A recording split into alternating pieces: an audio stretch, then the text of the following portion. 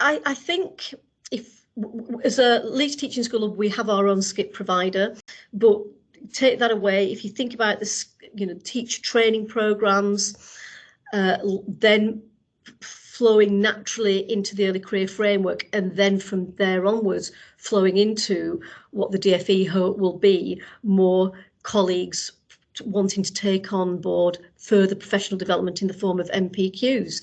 And I certainly think that if they are receiving quality expert input in their first 2 years of teaching, it should set them up for that lifelong learning that will keep them hopefully in the profession, but also, keep alive a thirst for knowledge, keep alive a desire to learn, ensure that they're keeping abreast of the latest developments in education.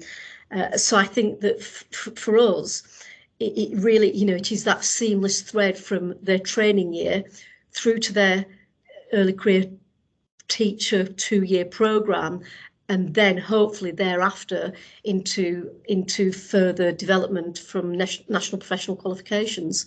We would like the ECF to be a fully embedded part of teachers' professional development.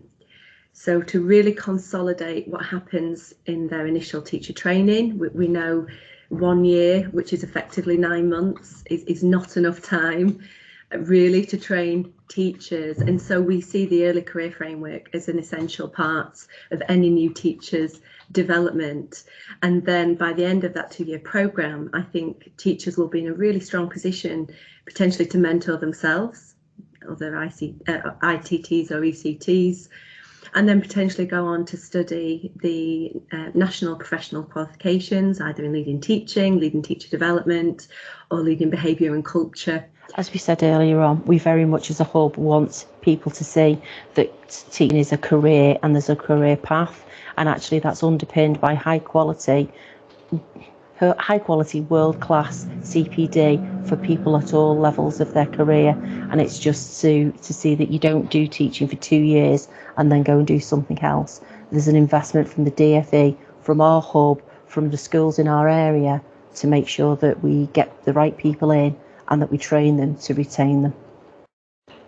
Yeah, I agree. And I think the thing is, teaching is a really rewarding job, but it's a really difficult job. And therefore, there needs to be recognition and also ongoing professional development opportunities for people who are doing it so that they continue to improve. Because I sometimes liken it to being a bit like a surgeon, except you can't see inside. You're trying to always second guess what's going on inside a pupil's head.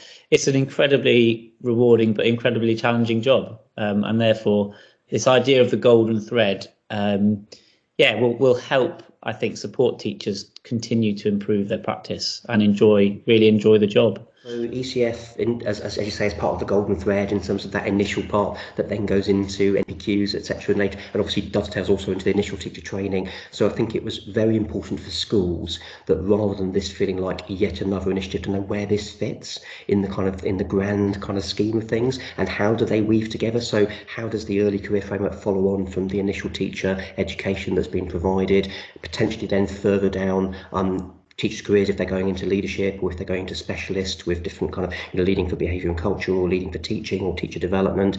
How does that then fit in terms of the learning they've already done, and the evidence base? How is that same evidence base applied further down somebody's career? So I think for me, again, I've used the word reassuring a couple of times in the answers, but I think it's a reassurance to the head teachers that I've spoken to and to the induction leads that I've spoken to, that things are joined up, they are coordinated, that the ITT leads nicely into the early career framework, and that there are opportunities then for people further into their career to pick up the national professional qualifications that obviously again build on the learning and build on the same evidence base, and make use of that evidence base in order to be the best schools, the best practitioners, the best teachers, the best leaders that we can be for the children and young people that we serve.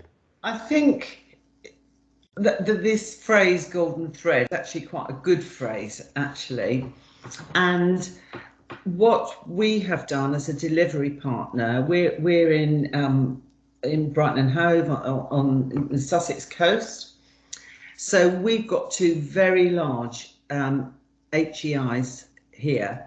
So we've spent some time liaising with them, sharing the content, making sure it fits in with the core content framework, and so that these two very big providers, they can see what we are doing, and in turn they are going to be preparing their trainees for what is going to be in place in schools, so that what we think will happen next year, what we're hoping very much will happen next year, is that trainees that are recruited into our schools will have a clear understanding of the expectations for them, and also how this fits into the MPQs. So this year we will have had over 160 people on various MPQ programs across our locality. So again, that is becoming embedded.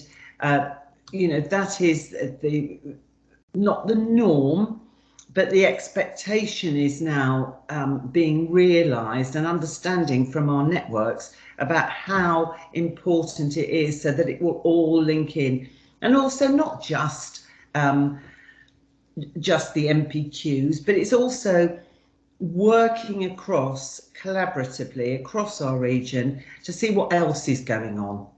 And that's really, really important, because all CPD is provided to context, as we know, and so it should be, both nationally and locally as well, and into the schools. So it's how that all fits together that we will continue to work with, and we can see that in time that will all be embedded into something actually that is called, quite simply, school improvement.